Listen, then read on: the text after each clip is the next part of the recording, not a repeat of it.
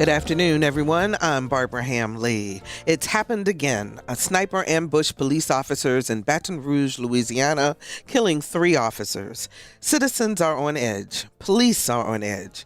Tensions are rising high. So how do we cope? How do we explain all of this to our children?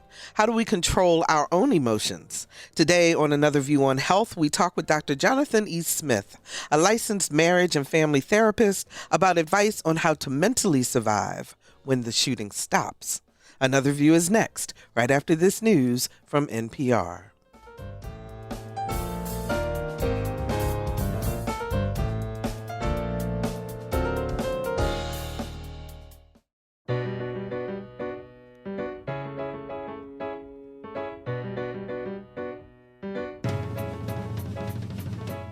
Discussing today's topics from an African-American perspective, this is Another View. Hello, everyone, and welcome to Another View. I'm Barbara Ham-Lee. So I don't know about you, but I'm at sensory overload. Cops being ambushed, negative rhetoric about minorities in general and African Americans specifically during the Republican convention. Still no one held accountable for the death of Freddie Gray in Baltimore. And let's not even get started about social media. The past few weeks have been intense. So how do we cope? What filters do we need to keep all of this from overwhelming us? And what about our kids? How do we help them make sense of what's happening? Joining us today on Another View on Health is Dr. Johathan E. Smith. He's a licensed marriage and family therapist. Dr. Smith, how are you? I'm doing quite well. Great. Thank you so much for joining us today. Thank you for having me. And my co-host for Another View on Health, the fabulous cardiologist, Dr. Keith Newby. Hey there. Hey, how you doing? Oh, I like that intro. Did you like that intro? Yeah, I like that a lot. I'm coming back next week. That'll be a good thing. You know, we laugh, but there's been so much stuff happening in these past, I'd say month or so. Or so. Even longer than that. Well, exactly. But, you know, kind of in a concentrated place. And then when you look back over a year ago, the year anniversary of Charleston just happened and other things like that. So, Dr. Smith, in terms of, am I strange for feeling overwhelmed, or is this something that a lot of people are dealing with? No, feelings are neither good nor bad. They just are. And so feeling overwhelmed is completely normal with all the stuff that's going on. But Dr. Newby made a point. I mean, the way I deal with clients who have anxiety or afraid of a lot of things is I believe that knowledge or understanding, when you develop more understanding about a situation or about the history of a situation, then your anxiety levels kind of go down. Mm-hmm. You ever notice like when someone is hurt, the first question out their mouth is, why? You know, why did this happen? Why is this going on? Mm-hmm. And so I endeavor to answer why, right? And so in order to understand what's going on now, you have to understand, try to get to the root of it. In my sessions, I'm always talking about, let's get to the root. Why are you depressed? Let's get to the root of it. Why are you angry? Anger is a secondary emotion, but let's get to the root of it. Let's figure out why, right? And I think in this day and age, we kind of don't want to discuss like the root of things. See, if we don't really address what happens, like if we want to understand race in America, we need to understand the slavery issue. We need to make sense of this. Mm-hmm. See, because until we fully address the why, then the what, which is anxiety, which is unrest, which is unfairness, it's going to always come back. So we don't adequately address the why. Mm-hmm. And so with my kids and with my therapist with my therapist, yes, I need one. You know, but with the people I give therapy to, I always try to go to the why, right? And so we know that there's a disparity between the way African American people have been treated as compared to white Americans. And so, you know, we go right there. And I even hear my So we find it uncomfortable to talk about that, right? Mm-hmm. I mean, I remember just telling my son, I said, son, you know that slavery, or lifelong servitude started here in Virginia. It started with an African American and 2 white men. They were indentured servants. They ran away. They caught them. The two white gentlemen got extra years added to their servitude, and the black man got life of servitude. So it already started with differences. So we say, but Dr. Smith, what does that have to do with anything? Well, because I wasn't there. Well, yeah, I wasn't there either, but we're still experiencing the differences now. And so culture it comes down. It's transferred generation to generation, and you see that it's just unfortunate learned behavior. And that at least to what I see, the learned behavior, see it in medicine, just how we perceive healthcare. You'll find it goes to different groups will perceive healthcare different ways. And that's not just along racial lines; it's cultural lines and other things as well. But you will find characteristically, you look at disparities. As part of its trust, people have to feel this trust in the system. If the system is looking out for their best interest, they will develop trust. But if they don't feel that there's trust there, then they will perceive it as there's something sneaky going on. And I think, thing with officers, certain situations, it's not all officers. It's just some, unfortunately. So we are grouped. We've been grouped for years, but we're grouped. They're grouped. We're grouped. And we get profiled. They get profiled. Everybody's getting profiled because you're a part of this group that they look at as the enemy. And if you see it as such, you're going to deem it as such. Well, is it exacerbated by the fact that for the African American community in general, I'm overgeneralizing here, but there's still that stigma also about mental health. I mean, in the terms of going for treatment, that it even exists. I mean, other than, because if you have an issue, if you're a faith person, then you just pray and move on. And if you're not, you rely on your own resilience. And so therefore you don't need anyone to try to help you figure it out. Yeah. Well, that to me is two different issues. Like the faith issue, I'll talk about that in a minute. But the mental health issue of people, African Americans coming for mental health services. Well, for years, social workers and stuff have been part of the system, right? And so African Americans have always been kind of leery about going and telling their story to people who perceived as part of the system. I always got to let African American clients know that this is confidential. I'm not the police. Okay? Wow, Not the po-po. But I really hadn't thought about that and because so, social services would be a negative. That would be a first line interaction with mental health services. And so, I'm not the police. I am here to help you, right? As long as you don't tell me certain things, like you're going to kill yourself or kill somebody else or do these things, we can talk. We can talk about everything, right? And so it takes me a while. And another thing, as a child growing up in Middle Tennessee, in the South, about a couple of miles north of where the Klan started. Wow. and so we kind of grouped to ourselves, and we took care of ourselves. I had an aunt that was kind of different. She stayed in her room.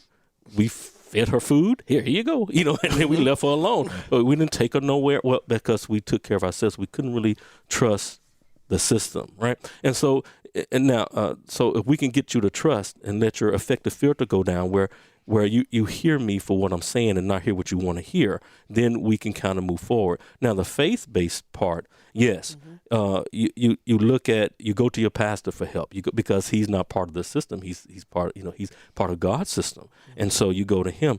And I tell my clients that all truth is God's truth. So God allowed us to figure out how you think and how your brain works. So it's okay to come to me, because we're sharing God's truth. All truth, no matter where it came from, because God is true, is God's truth, right? And so that's the way I kind of address that. Now, someone else may address it differently, but I find that works when I'm talking about it. And helps people to be more comfortable to come. Yes. 440-2665 or 1-800-940-2240 are the numbers to call as we're discussing today our mental health and what we need to do in light of all of the activities that have been going on in our communities across the country. How do we maintain a strong mental health? 440-2665 or 1-800-940-2240. So, Dr. Smith, can you watch TV or watch these shootings and these events that have been happening too much? I mean, in other words, it starts to affect your mental health after a point. Most definitely. You can go on sensory overload. And that goes back to the point I was trying to make at the beginning. I watch them. I watch the stuff, and my kids watch with me, and we explain as we go, because I still believe that knowledge is power. So you can't go into your shell and stop watching. Just because I say you're going to censor overload don't mean you, because we live in this world. We need to know what's going on. But I do believe that understanding brings the power, right? Understand. And so, yes, you can, the whole thing is to talk it out. I love talk therapy. I don't want to shoot you up with drugs right away. I want us to talk about it. Right, talk about how you feel. Then talking really works. I mean, what is it about talking? Because I mean, this is what we do. Yes. And some people say, well, if you keep talking about race and you keep talking about, the separation of the races and what happens, for African Americans versus other groups and so forth, that you keep exasperating the problem. Okay, so this is what I believe happens when you talk about it. Yes, your emotions increase. You may feel more negative emotions for a while, but you have to go through that. You have to talk through that. See, it's about dialogue. See, when you have a discussion, that's kind of aggressive. Concussed is like aggressive. But you want to have a dialogue, and so we want to turn to each other and see each other for and understand where we are in the process. And so you talk it out, you deal with the emotions, because I guarantee on the other side, you develop understanding. I'm a sci-fi buff. And so I always say, dialogue is like becoming part of the Borg in Star Trek. You have a collective consciousness. You want to understand each other and where you're coming from with your opinions and so it's more like a generative thing. You want to have a generative dialogue. And we pull out of that because it's extremely hard to stay in it. Right. When I say generative dialogue, we want to talk to I have a lot of friends of, that didn't sound right. I have a lot of people of European descent that's in my circles and that I really appreciate, that I love. Right. And I need to have dialogue with them. You know what? I really feel bad. I was almost late coming here today, and I didn't make this up. I'm driving from Virginia Beach, and I happened to be pouring coffee out my window because I wanted coffee. And a highway patrolman happened to just be in the other lane, and he just pulled in behind me. You know what I did? I pulled over and went to Food Line. Wow. I said, look, okay, he's behind me. No, I'm going to Food Line. So why did I do that? Because that's my experience. So I need to be able to talk about that. And then another way, maybe you shouldn't have had no. I don't care if I was pouring coffee. You need to just talk about how I feel. My heart rate increased. I put both hands on the steering. I sat up straight. And then it made me look like I was doing something wrong. So it's about. But I'm talking about it, right? Mm-hmm. I always tell people that if you don't talk about it, it becomes a big giant monster that's standing behind you. And the more you talk about that monster, the more you talk about the feelings, it shrinks and it loses its power. I think the key of it is the direction of the conversation. When you think about somebody, if you have two people who are lost and they're talking with each other, I think sometimes that may not necessarily be a positive thing, because somebody has to be the moral authority in that conversation so that the direction is taken the right way. And I think sometimes that becomes, so somebody like Dr. Smith, who I know personally, so I know where his heart is, I know where his thought process goes. So when you're talking to somebody like him, I know he's going to bring that conversation around, that he's allowing you to talk, but he's not going to escalate the problem. I mean, if you're saying you're angry about something, you can get with somebody else and they can make you angrier by almost accelerating your anger.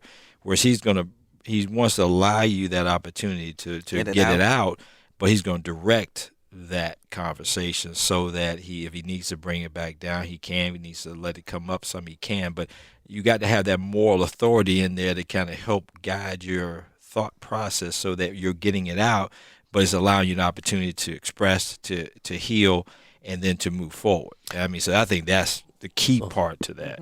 440-2665 or 1-800-940-2240. Are you feeling anxious about things that are happening? Are you feeling angry about them? Are you sad? How are you talking to your family about what's going on? Give us a call and let's talk about it. 440-2665 or 1-800-940-2240. Corey joins us from Norfolk. Hi, Corey. You're on the air.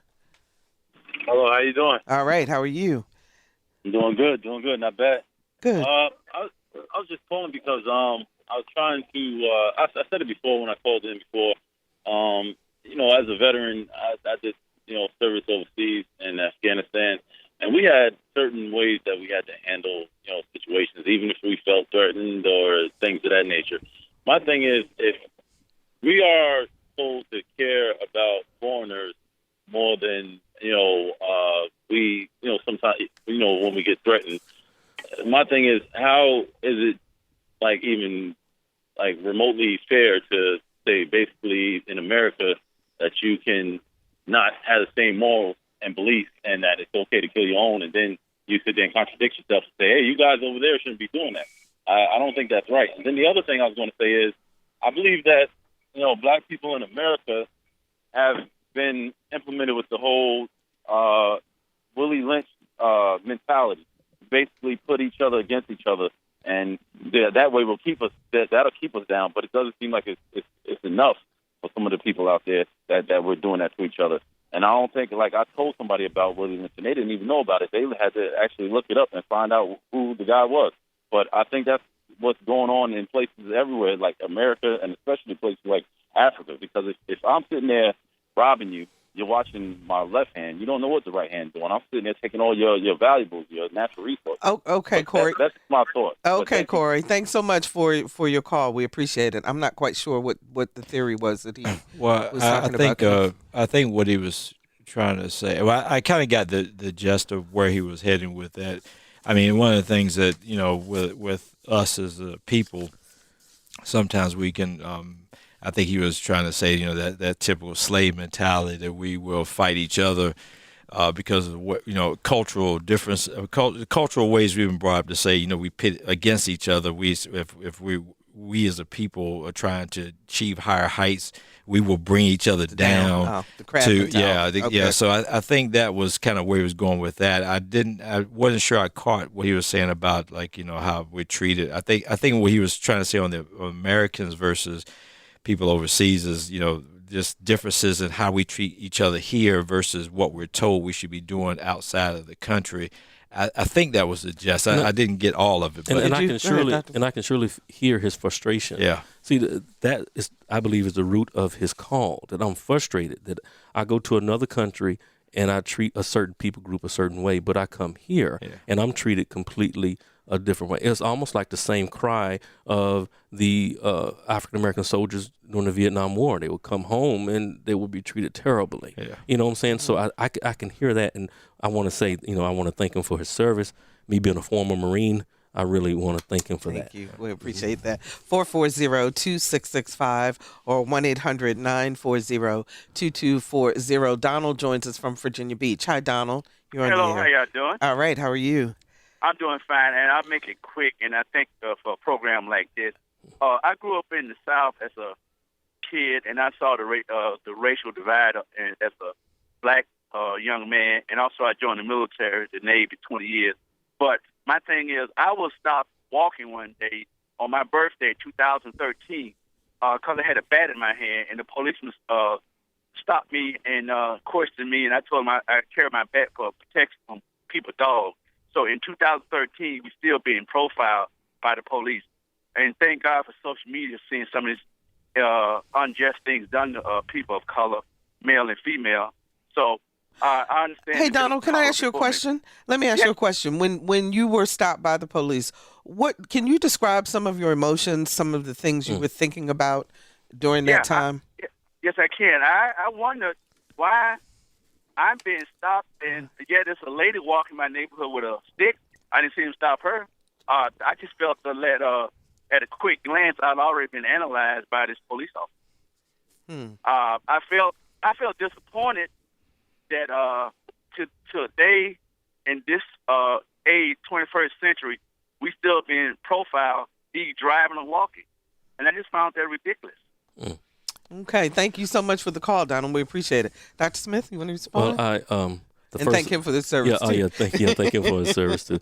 Yeah, we all could be Marines. I'm glad that he was. So I want to thank him for his service for real though. But the first thing I heard him ask is why. Remember I said that's the first thing you ask when you're wronged. You ask why, and so that's why I think the knowledge is the key. We need to understand. See, I understand why people act the way that they do.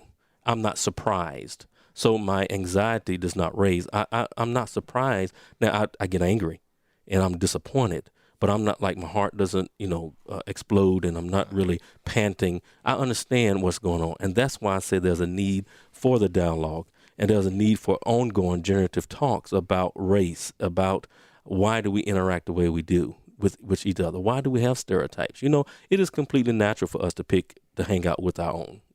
I come into a room, the first thing I do, I look for somebody who looks like me, and so I can feel comfortable.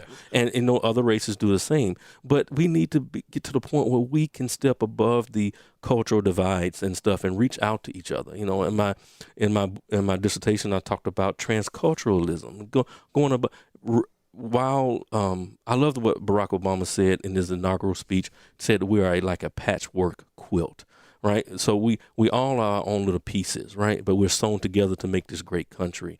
And so respect the square. That square came from somebody, and respect the circle. Don't ask the circle to be the square. So I understand why it may be misdirected, but I understand why the white police officer who was brought up in, whatever, and heard this is taught, who heard about African-American males, who see it on TV all the time, our gangsters, and all this stuff that they portray for us in the media. And so he's gonna have this reaction. So what can we do about it? Like I said, talking brings it to a head, right? Mm-hmm. Why do you think about me like that? You know what? Because I think about you like this.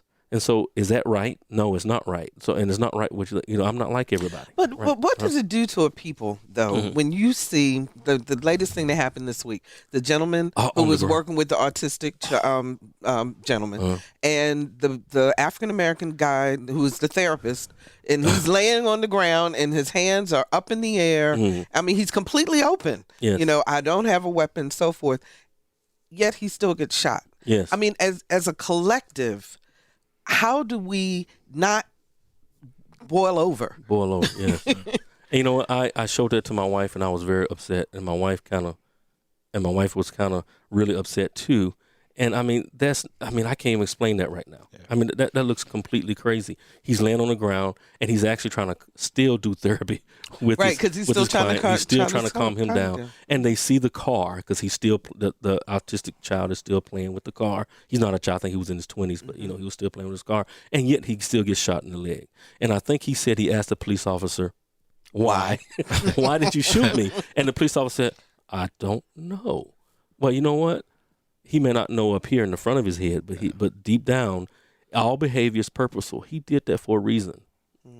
And so I want to know. I want to, he needs to talk to somebody to figure out why he did that. Well, it kind of goes back to also to why you pick some of the career choices you do. And what's your level of aggression and all these different things. Because I look at even in my area of medicine, you'll find there's certain personalities that are cardiologists. There are certain personalities that are rheumatologists. There are certain personalities. What kind of personality are cardiologists? Cardiologists are typically aggressive. We're aggressive people. I mean, because you think about it, we have to work on the timeline. You can't sit there and if you look at probably the majority of cardiologists, we're going to be type A people.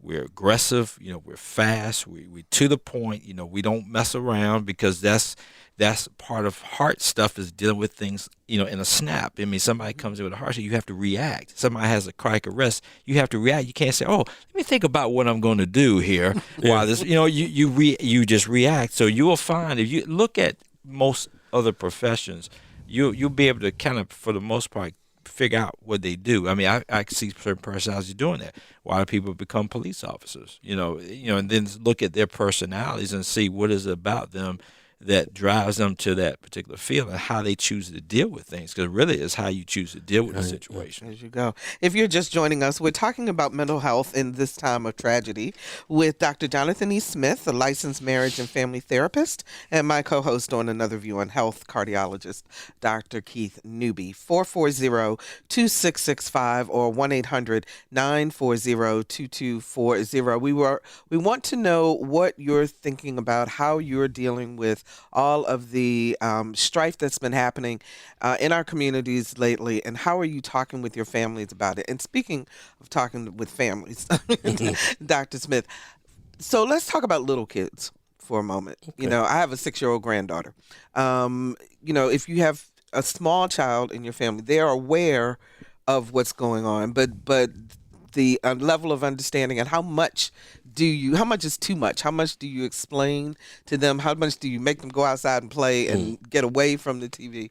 Give us some guidelines. Well, I happen to have an 8-year-old daughter, and she don't. There's no way in the world she can understand all the ins and outs of racism in this country and stuff like that. Matter of fact, my 17-year-old son is starting to just grasp the idea, the concepts of racism. So with my 8-year-old daughter, she, you know, we explain it to her at her level. I give an example. Honey, you know, there are mean people out there who are not going to smile at you when you smile at them because she's so nice, she smiles at everybody. There are people out there who not going to let their little girls play with you because of just the way you look. But why, Daddy? You know, I say, well, that's just unfortunate. That's the way people are right now. But at that age, you want to reinforce her positiveness. I said, don't you ever stop being who you are. You be the nice girl. You be nice. I tell her all the time that she's smart and beautiful, and I made up a new phrase called smartoodiful. And so she is smartoodiful, and I say, you continue to be smartoodiful. You continue to be the shining light that you are. And you know, because but I really have a good question for you because when I hear what you're saying, and I understand as an African American parent what you're saying and how you position that with your daughter. I have had my white friends say, but you're just teaching them to be racist. No. So respond to that. No, I'm not teaching my daughter to be racist. I'm teaching my daughter to love who she is. See, because in this world today, there are so many things out there that's teaching my daughter that her hair is too kinky. They're teaching my daughter that her hair is not straight enough. She went through this phase where she wanted her hair to touch her shoulders. You know, I said, well, you know, your hair, you got a natural crown. Wear your crown, you know, because you're a queen. See, I'm not teaching racism. I'm teaching her to be proud of who she is. You know, there's nothing wrong with teaching my little white neighbor, hey, you're very beautiful, who you are. I really like, I like those shoes. I like that dress. I like the way you look. You have beautiful eyes. Okay, let her be proud of who she is. See, you can be proud of who you are as long as you're not putting the other person down. It's about seeing the other. See, without you, there's no me. You know what I'm saying? So let me be proud of me and you be proud of you and let us be proud together. Yeah, who asked you that question? I'm sorry to go back to that one, but I'm just like, what in the world? You know, the funny thing about it's interesting how people can try to reverse that. I've had that happen to me a lot. Yeah, yes. I don't know. I guess I find it so uniquely strange and odd. You know, I remember a case when I was in medical school about getting accepted, and you know, and I found it uniquely odd that you were having. There was a case, I think it was Minnesota or somewhere, where somebody sued because they said they were Caucasian, and they sued saying that an African American got their spot in medical school. And they're saying, and so the first thing that went through my mind when I read that, and they won the case. So I say to myself, okay, number one, most medical school classes are going to be at least probably 70 people or more. So how you know that one person was the one that got your so-called spot? But secondly, you know, I'm asking myself, how, you know, what makes you think, unless you saw the credentials of every other applicant, that why would it be applied, just the African American? Why would it? I mean, I don't understand why you would say that. So that's, and I tell people all the time that, you know, I don't look at, people talk about affirmative action, and they look at it as this crutch, and I'm like, no, understand, there's not been a fairness to this process, and it goes deeper than just you at school. It's a cultural difference that, you know, we as a people have not had the same opportunities growing up. So this is just trying to level the playing field. It's not to try to take away from anybody else, but the fact that you cannot see past your own individual wants and needs, goes even further And that to right this. Go there, ahead, and that statement about that individual who sued, that showed the undercurrent of Yeah. the racial beliefs that this African American student couldn't possibly be better than me. Yeah, And so why in the world is she's in there? exactly. And so that goes back to even here where we talk about how the African American community is almost like we explode so easily. Why? Because we have so many years of being denied, so many years of being treated unfairly, and then that causes. See, if you're in an abusive relationship for years and years and years of, you're gonna have these moments of explosions. Because you say, like Popeye, that's all I can stand is I can't stand no more. You just gonna, and there it goes. Our lines are lit up, so let's go to the phones. Christina joins us from Newport News. Hi, Christina, you're on the air. Hi there, dear. Thank you so much for taking my call. Uh-huh. I was just wondering, with Dr. Smith, I have a nephew now, an African-American young male, and how do I frame conversations with him by building up his sense of integrity and individualism, but also honoring his anger and his frustration and his fear? Now, is that something that I broach with him in the moment when we're watching the news, or do I have that conversation when he's waking up, eating breakfast? How do I frame and, walk that tight line between making just another, stereotypical angry black man, but also someone that's an individual? When is it okay to stand up for yourself? And when is it, when is it dangerous? Great question. That was a great question. And I'm telling you, I really appreciate the idea that you want to honor his anger. See, so many people want to push that to the side, like you shouldn't be mad or why you mad, and stuff like that. You are very correct. You honor the anger, and actually sometimes you sit there with it and you deal with it. And if I heard you correctly, you said, how do you help him to exist in society with that anger? And like, when does he speak up? When does he not? Well, you have to you let him.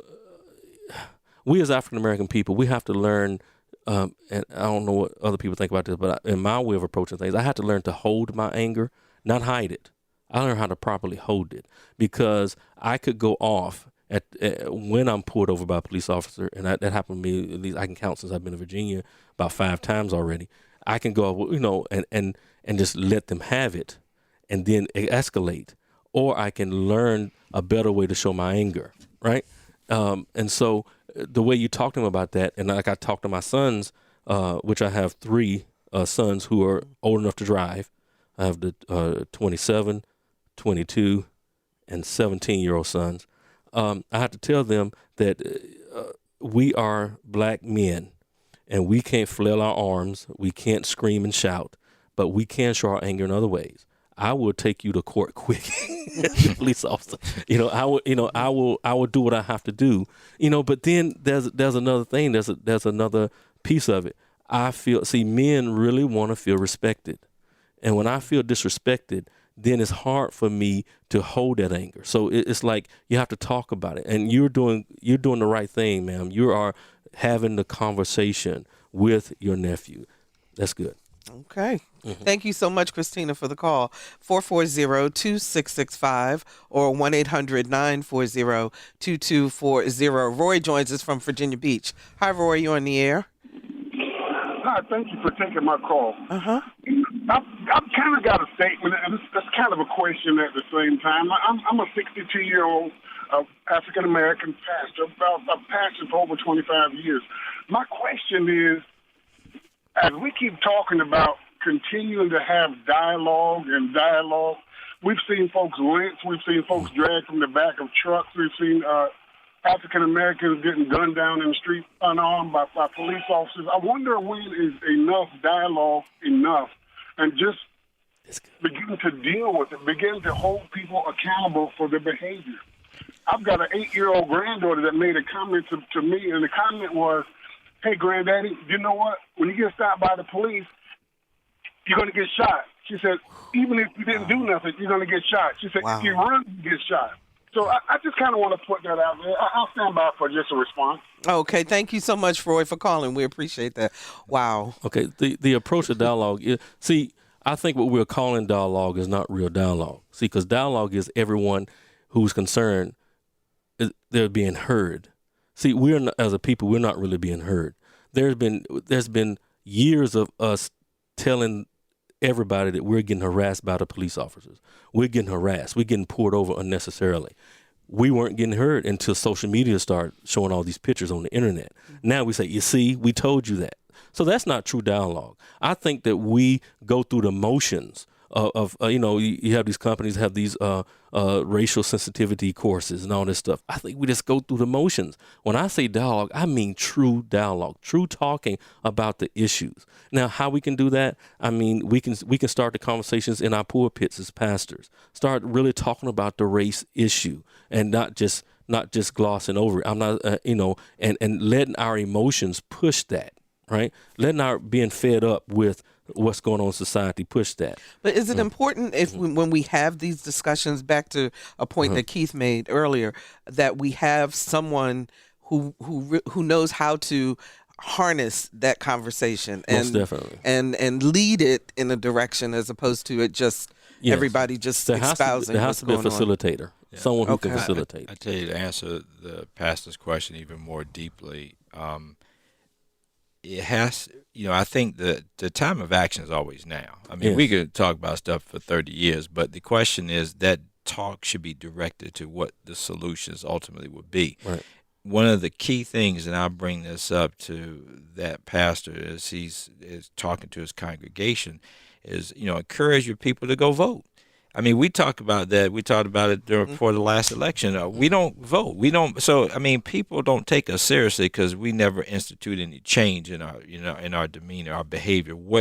You got to start holding people accountable to, the problems we're having. So if you have a situation where we have this violence with the police officers, the question is, okay, what are we doing about it? And you start going to your elected officials as concerned citizens. It could be the collective body. I think can do more than individuals. But you have to, as a collective body, say, okay, we are having this issue. This is the problem. Now, what are you going to do about it as an elected official? But, and you have to hold them to whatever they say. They say, okay, we're going to have this task force to do X, Y, Z. Well, when am I going to see delivery on the task force? Give me a timeline.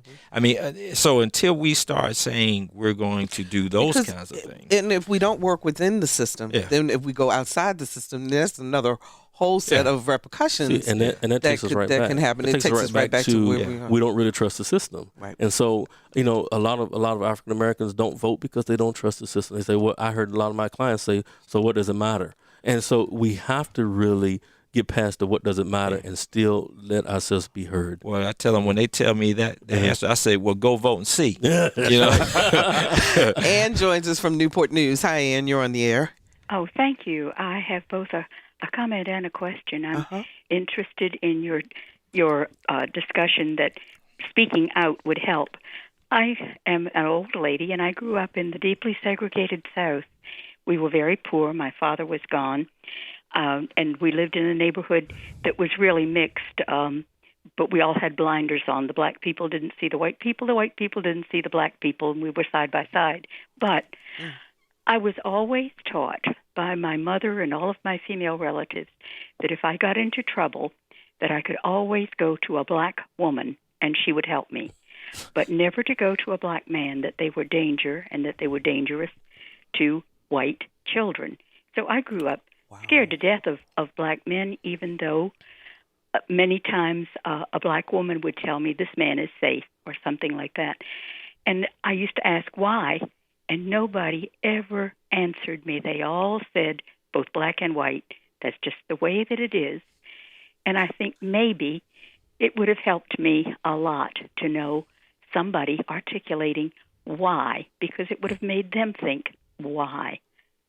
Incidentally, I grew up to be a civil rights worker in the 60s. All right. Yay, Ann. That's awesome. Well, see, but that goes back to what I was saying earlier about cultural, generational thoughts that are just passed on. And unfortunately, so that's a prime example. If you're taught that, and then a lot of people then teach their kids that same thing without ever asking the question as to why. Your famous question is why. And I'm really glad that you did ask why. and that's awesome. But that shows exactly what we're talking about, how it keeps going and it keeps going. And some people don't ask why. They just say it's always been this way. And they just accept it and move on. Yeah. Thanks so much, Ann, for the call. We really appreciate that. Jessica joins us from Hampton. Hi, Jessica. You're on the air. Hi. Hi.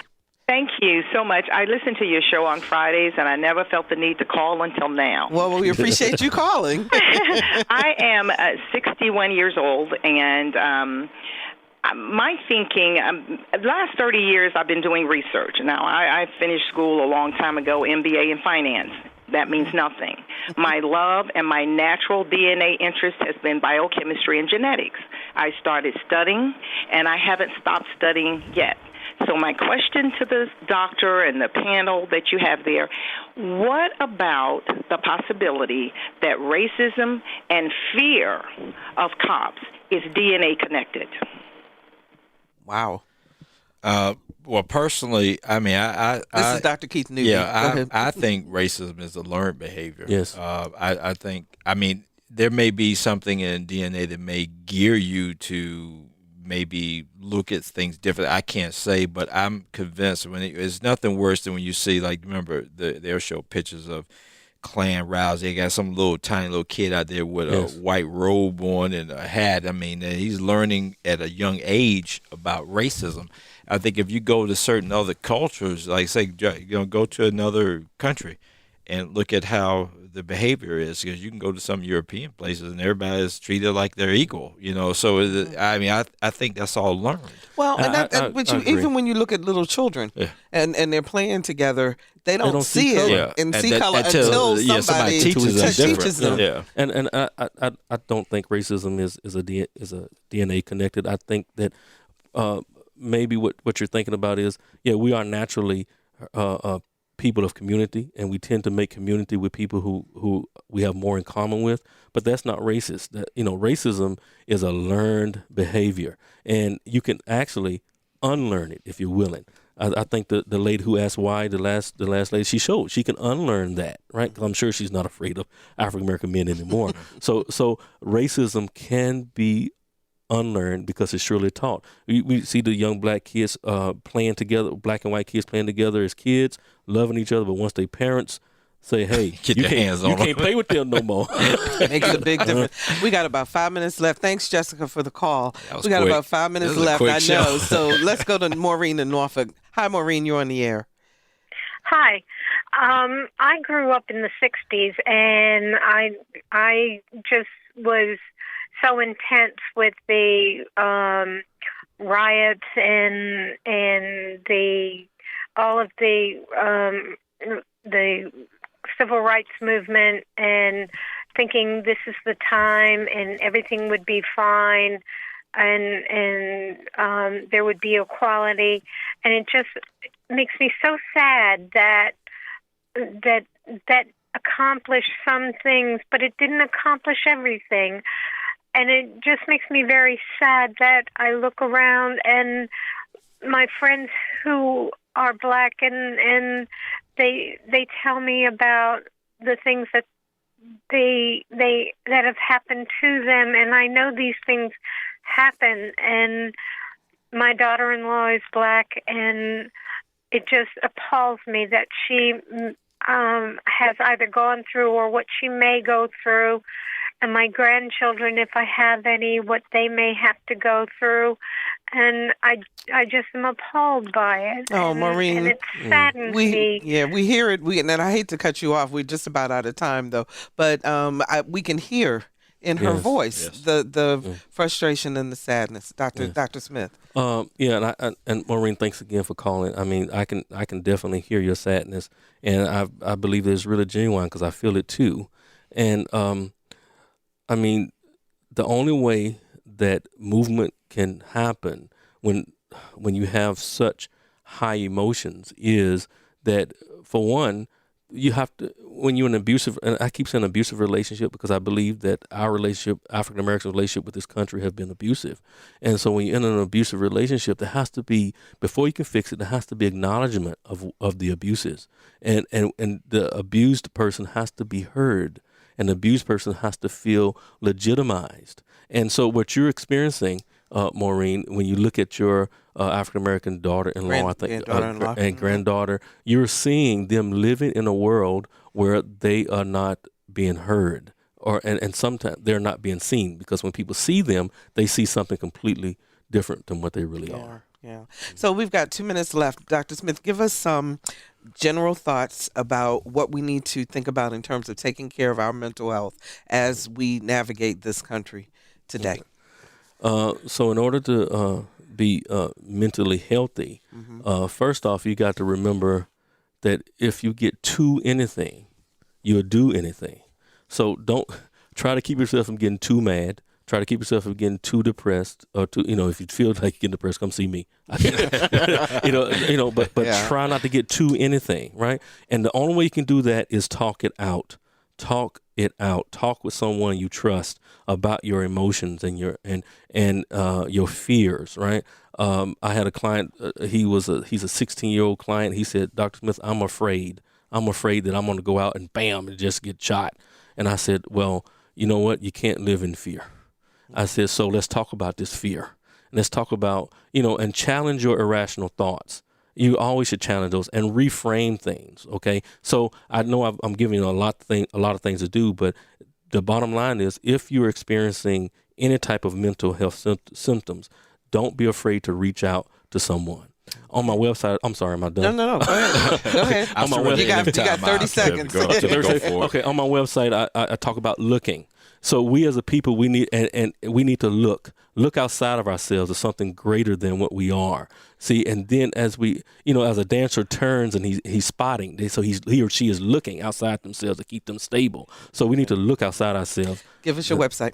www.twcollaborative.com. It stands for the Wellness Collaborative. Yes. That is Dr. Johathan E. Smith, a licensed marriage and family therapist. And Dr. Newby, as always, it's been a blast. And we'll be right back.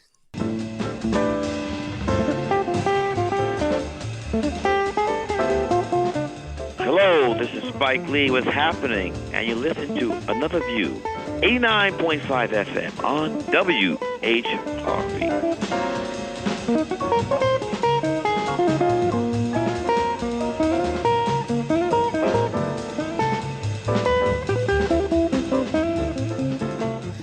It's nice to hear from Spike Lee. Whether he was playing for the Washington Redskins or Cincinnati Bengals, Greg Scott gave his all on the football field. Now the former defensive lineman is giving the best that he's got in an effort to improve the lives of the children in Southampton County. Our Lisa Godley gives us an inside look into Scott's Cover 3 Foundation and shows us how it's reaching out and improving lives one meal at a time. They start from the 16. When Greg Scott left the NFL, he knew one thing. He wanted to make a difference in the lives of children, and he wanted it to start in his own hometown. He started out coaching at his alma mater, Hampton University, helping to tighten up their defensive line. Pirate defense trying to keep it close, though, going into halftime. From there, he started a youth football program that he named Cover 3, after a football defense. But Greg wanted to do more, and that included feeding hungry children and eradicating childhood obesity. I learned about the program, found out how underused it was, came home, did the research on the schools that qualify, and we went to work. The result, Cover 3 Foundation, which Greg says has 3 objectives: reaching, teaching, and feeding area youth. Cover 3 Foundation, how might I direct your call? Cover 3 is headquartered in Franklin, Virginia. During the school year, the program serves 62 schools, and during the summer, Foundation drivers deliver healthy meals to 45 different locations. And Greg still gets calls from schools requesting they be added to his list. During the school year, they can rely on that nutritious meal, but a lot of kids really fight that fight during the summer because they don't know where that next nutritious meal is going to come. Greg's 8-member staff aren't the only ones at headquarters working to make sure the children are fed. We get 9 detainees every day and an officer that comes with them. We formed that partnership with the Southampton Detention Center 2 years ago, so this is going into their 3rd year that they've been coming helping us. and they've worked wonders. And that's probably one of the better business partnerships that we've been able to form here at Cover 3 Foundation. During the summer, the detainees make the meals from 9 in the morning until 1 in the afternoon. During that time, of course, my admin ladies are at work in constant communication with the sites to make sure they have what they need. And the guys finish making up all the food, they pack it up, we store it away, we make sure we feed them a nice meal before we send them back to the detention center. Then we clean up, and it's a day for us. Greg makes it a point to visit the sites that he serves at least twice a month, and he has encountered some pretty heart-wrenching stories along the way. I had a 14-year-old kid. The facility caught him trying to take apples and oranges from the site. We had, of course, delivered, and I guess a couple kids may not have wanted their fruit. And this 14-year-old kid was taking those fruits and vegetables, leaving the site with him, which in this program you cannot do, but he had dire circumstances. And I went out to the site to talk to the young man to see what was going on and just see if I could help in any way. Not that he was in any trouble, I just wanted to see, but he was taking food home to his younger brothers and sisters to make sure that they had something to eat because his father wasn't around and his mother had some addiction problems, and he was pretty much the man of the house. As a youth football coach and motivational speaker, he is quick to share the 3 things he not only feels are important, but that he can control each and every day. My work ethic, my attitude, and my commitment. And those are the things that I preach to the kids about when I get a chance to go out and motivational speak a little bit, because I feel like if you work on those 3 things at least every day, you put yourself in a position to be somewhat successful. And the former defensive lineman couldn't be happier. Words cannot describe what this does for me personally. Just knowing that a vision that I had 8, 9 years ago that I was writing on a sheet of paper has now come to fruition, where we're feeding 3,500 children every day. Sometimes it's shocking. I still wake up in awe sometimes knowing that I have a foundation that's being able to touch so many different lives every day. But it is very rewarding. For Another View, I'm Lisa Godley. What a great program. 3,500 kids that they are serving in Southampton County. And he says that it's all about being able to control your work ethic and your attitude. So that's a great thing. Thank you so much for joining us today. And we hope that something was said today that resonates with you and helps you to take care of your mental health. Now, if you'd like to get in touch with Dr. Johathan E. Smith, his phone number is 412-7753. That's area code 757-412-7753. And if you want to listen to this show again at any time, you can take us with you by going to your app store and downloading the WHRO Media app. That way you will always have Another View with you on your smartphone or your tablet, and you can always visit our website, anotherviewradio.org. Next week, author Larry Tye joins us. He's the author of Bobby Kennedy, The Making of a Liberal Icon. It's an Another View history lesson. And I tell you, folks, I've been reading this book. It is quite interesting. It's a different look at Bobby Kennedy. So we hope you will join us next week. Our theme music was composed and performed by Jay Sennett. Lisa Godley is our show producer. Victor Bowen is our audio engineer. And Kamaria Mason answered our phones. Kamaria, by the way, was a former Another View intern and is now employed by WHRO. So congratulations, Kamaria. Everyone, make it a great weekend, and let's get together again next Friday at noon for Another View.